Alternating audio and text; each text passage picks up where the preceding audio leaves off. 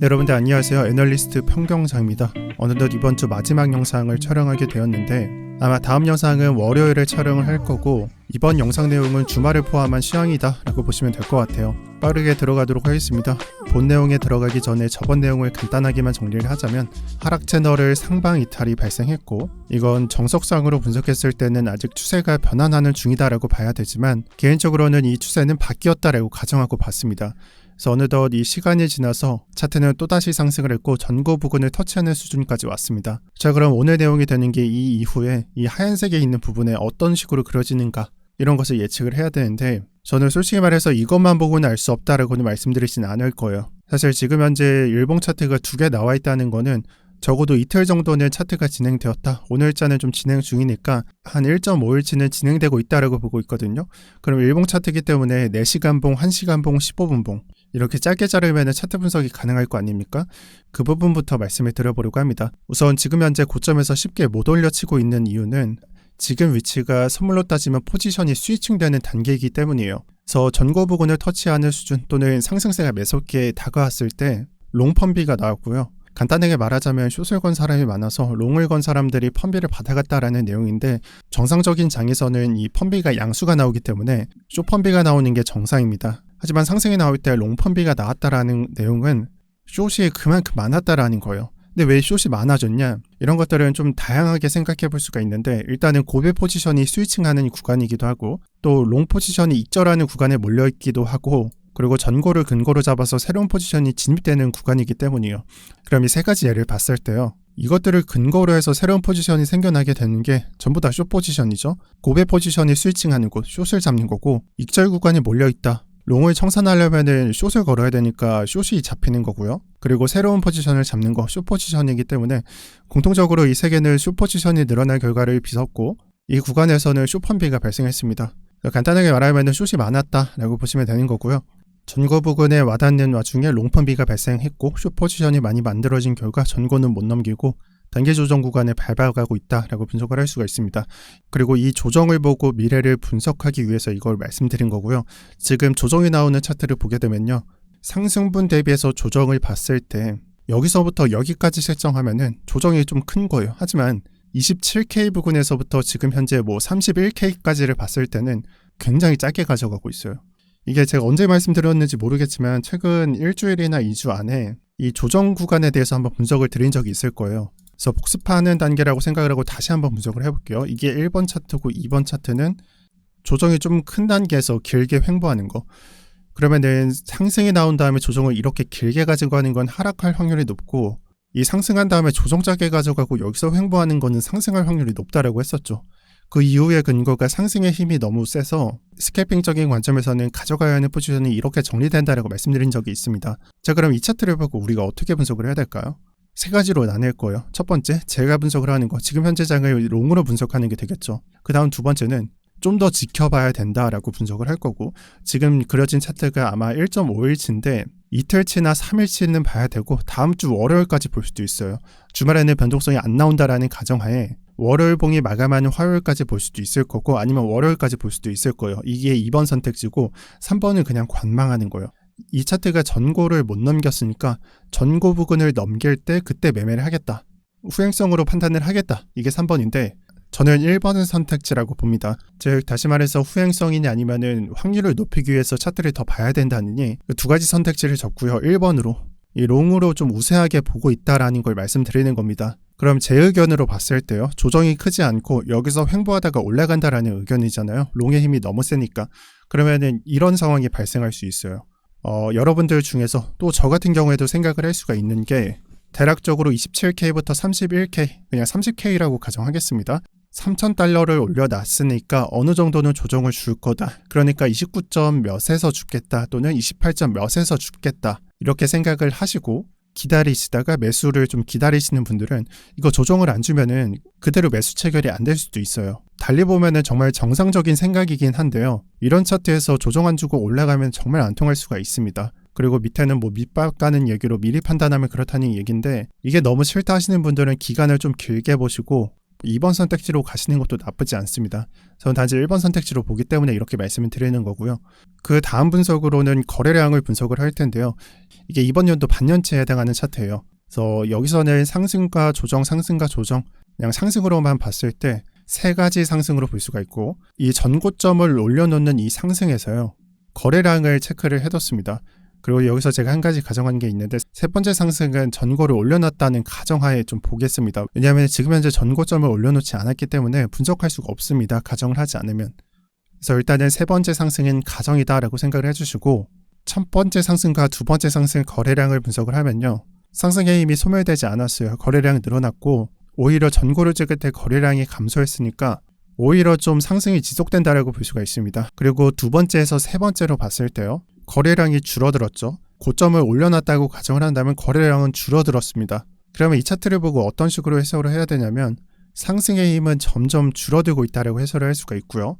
이 상승의 힘이 점점 줄어든다라는 것은요, 우리가 어떻게 보면 상승이 끝났다라고 받아들일 수 있지만 이런 식으로 받아들이는 게 좋습니다. 이런 식으로 상승을 하고 거래량이 줄어들었을 때 여기서 또다시 상승을 한다면요, 그때는 상승이 점점 끝나간다라는 것을 볼 수가 있는 거예요. 그리고 말도 안 되는 거래량을 통해서 올렸을 때는 그때는 매도 관점으로 작용할 수가 있겠죠. 그래서 거래량으로 분석을 했을 때는 그다지 긍정적인 점은 없지만 그래도 거래량은 좀 준수하게 나왔고, 다만 여기서 좀 순서를 붙여서 1차, 2차, 3차 상승이 되고 4차 상승까지 나온다면은 그때 거래량이 줄어들었을 때 그때는 천천히 매도해야 된다라고 저는 생각을 합니다. 그래서 텍스트로 제가 정리를 해드릴게요. 거래량을 높이지 못했기 때문에 상승 모멘텀이 조금 줄어들었다라고 판단을 할 수가 있고, 추후 4차 상승 때는 이 상승이 빔으로 마무리될 수도 있다. 이게 전형적인 상승 모멘이라고 적어드렸는데, 이 차트는 21년도 1월부터 4월 차트를 보시면요, 거래량이 커졌다가 줄어들면서 그 상승이 어떻게 끝나는지가 나와 있습니다. 한번 참고를 해보시는 게 좋을 듯하고, 그리고 상승이 끝났을 때 거래량이 좀 줄어들면서 상승이 끝났을 때 예를 들어드리기 위해서 차트를 가져왔는데 20년도 차트입니다. 그러면요, 상승이 끝났을 때 이 상승은 끝나고 대거 하락을 하냐 이렇게 생각을 하실 수가 있는데, 이걸 아셔야 돼요. 지금이 강세 상승과 강세 하락이 아니기 때문에 지금은 약세거든요. 그럼 이 약세로 올려놨을 때 차트는 우리가 생각했던 그 상승과 그 하락의 폭이 다를 수도 있어요. 그래서 지금 보면은 한 대략적으로 한 12.5K에서 10K까지 내려왔잖아요. 이게 조정이라는 건데 30% 이상 안 빠졌거든요. 한 20% 빠진 것 같아요. 그래서 상승이 만약 끝나더라도 한 30% 이상은 하락하지 않는다라고 저는 말씀드리고 싶고, 그래서 이번 케이스도 사실 제가 봤을 때는 상승이 끝나더라도 40%, 50%까지 하락할 것 같진 않다라고 말씀드리기 위해서 이 자료를 가져왔고요. 그리고 그 다음 자료에서 말씀드리고 싶은 거는요, 이 거래량 분석상에서 좀 여러분들이 헷갈려 하시는 게 있는데, 지금이 강세 상승이 아니거든요. 지금은 약세장인 거예요. 그래서 20년도, 21년도 차트를 봤을 때 아까 말씀드렸던 21년도 이 거래량 차트인데, 우리가 두 번째 영역에 있는 게 아니라요, 우리는 첫 번째 영역에 있습니다. 반감기가 딱 이때쯤이 되는 건데, 그럼 여기 이전에는 약세장이잖아요. 그래서 추후에 거래량이 늘어났다 줄어들었다라고 하는 과정은요, 제가 표현한 산이 커졌다가 내려간다, 즉 상승 추세가 끝난다라고 하는 건요, 큰 그림에서 봤을 때는 두 번째 산을 줄여가는 과정, 그러니까 어떻게 표현드릴지 모르겠는데 정말 표현하기 쉽게만 표현드리자면 이게 하나의 큰 거래량이 됐던 거고, 그 다음에 거래량이 좀 적게 나오면서 이 상승을 이어갔다라고도 볼 수가 있는 거예요. 즉 거래량이 줄어들면서 이 상승이 나왔다라고 볼 수가 있거든요. 그래서 제가 강조드리고 싶은 건, 우리가 보고 있는 이 영역이 여기로 끝난다라고 보지 마시고 두 개가 남아있다 라고 봐주시면 될 것 같습니다. 지금 있는 영역은 여기이기 때문입니다. 그리고 제가 말한 하락, 이 상승이 끝났을 때 조정도 그리 클 것 같지 않다라고 말씀을 드리는 겁니다. 네, 그리고 마지막으로 저는 지금 약세 상승과 약세 하락을 구분하는 데 있어서 지금 현재까지는 19년도와 20년도 차트를 많이 가져와서 설명을 하고, 또 여기 코로나는 생략했다라는 것을 말씀드리고 설명을 드려왔는데, 오늘은 그 부분에 대해서 말씀을 드려볼게요. 제가 이 부분에 대해서 생각을 했던 건 사실 이번 주가 아니라 이전부터 좀 약간 다르게 흘러가고 있다라고 저는 생각을 했는데, 그게 19년도, 20년도 차트가 틀렸다라는 게 아니라 이 모양새가 19년도보다는 16년도와 가깝게 진행되고 있다라고 보고 있어요. 또 최근에도 좀 주목하고 있고, 그래서 이게 뭐가 다르냐면요, 19년도 차트는 상승 나왔고 하락 나왔고 약세 상승 약세 하락 구간 나왔고, 또 제가 이 코로나 차트를 생략했기 때문에 이 구간은 횡보 구간이고 그 다음에 반감기 이후에 강세장이 시작됐고 그러면은 19년도 차트에서는 상승 한번 하락 한번 횡보 한번 그 다음에 강세장이 시작된 거잖아요. 근데 16년도는 다르죠. 16년도를 보면요. 반감기 이전의 차트를 보고 그 다음에 그 이후의 차트를 보면요. 이거는 조정 구간이 없어요. 그냥 무적의 우상향 차트거든요. 그럼 지금 차트랑 비교를 해봤을 때 비슷하냐? 근데 제가 봤을 때는 비슷하게 흘러가고 있어요. 정말 상승과 하락을 나눈다면요. 이 하락 구간이 이렇게 되는 건데 이게 과연 19년도 차트랑 비교해 봤을 때 그만큼 충격을 줬었는지 좀 대단히 의심스럽고 차트 모양새의 전체적인 그림에서 봤을 때는 16년도와 비슷하게 흘러가고 있지 않나라고 저는 생각을 하고요. 여러분들이 봤을 때도 아마 비슷하게 흘러가지 않나라고 저는 생각을 합니다. 그리고 여기서 드리고 싶은 말이 하나 더 있는데 지금 좀 기간이 좀 이상하거든요. 지금이 약세 하락을 밟아야 되는 기간인데 상승이 나왔고요. 약세 상승으로서 고점을 찍어야 되는 기간은 좀 지났는데 다시 고점을 갱신하러 가고 있어요. 그렇다는 말은 우리가 좀 통상적으로 생각해 봤을 때 19년도 차트를 비교하는 게 아니라 이제는 16년도 차트랑 비교하면서 차트를 봐야 되지 않나라고 저는 생각합니다. 그리고 지금 차트를 제가 좀 감을 좀 쉽게 못 잡고 있는 이유는 이게 지금 차트가 반감기 직전처럼 움직이고 있어요. 변동성이라는 놈이 약세장에서 나오지 않는 변동성을 갖고 움직이고 있습니다. 제가 뉴스를 여러분들한테 말씀드리진 않았지만 그만큼 블랙락이나 여러 투자사 또 펀드사들의 힘이 강력하다라는 것도 감안해 볼 수 있고 차트 분석만 해드리기 때문에 이 부분은 좀 생략하고 가도록 하겠습니다. 자, 다시 돌아와서 저는 이번 상승에 있어서 제가 수요일에도 말씀드렸지만 여러분들 늦은 거 아니거든요. 그리고 지금 당장 주라는 얘기도 아니에요. 하지만 그 반대로 너무 이 밑에서만 기다리지 말라는 내용이고 여러분들의 이번 상승 또 조정 나온다면 그 구간에서 저는 잘 주워보시는 걸 추천을 드려요. 매수 안 하는 것보다 매수하는 걸 추천을 드리는 편이고 거듭 강조드렸지만 너무 올랐다라고 겁먹지 마시고 조금이라도 줍는 걸 저는 추천을 드립니다. 초반이나 중반에 말씀드렸지만 저는 어느 구간에서든 40% 이런 식으로 빠질 거라고 보지 않아요. 개인적으로는 내려가더라도 40%까지 하락은 없다라고 보고 제 개인적인 의견에 한해서는 최대가 한 30%일 것 같다라고 생각을 합니다. 그리고 이 추세를 보면서 여러분들 이 개개인이 추세가 나는 이거 롱으로 된 것 같다라고 확신이 든다면 그냥 비중 채우시는 걸 추천해 드릴게요. 하락 생각하지 말고 제가 노리는 변곡점 매매 생각하지 말고 특히나 현물은 그냥 추세대로만 매매를 하세요. 그게 더 돈 벌기 쉬우실 겁니다. 그리고 제 얘기를 좀 하자면 저는 직전에 찍은 영상 수요일 이후에 비트코인 비중을 좀 더 채웠고 비트는 30% 보유 중에 있습니다.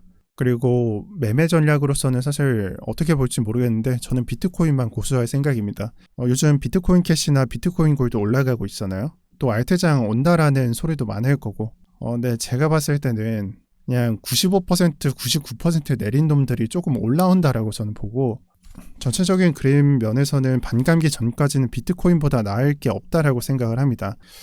그리고 요즘 댓글 보시면 아시겠지만 굉장히 어지럽습니다.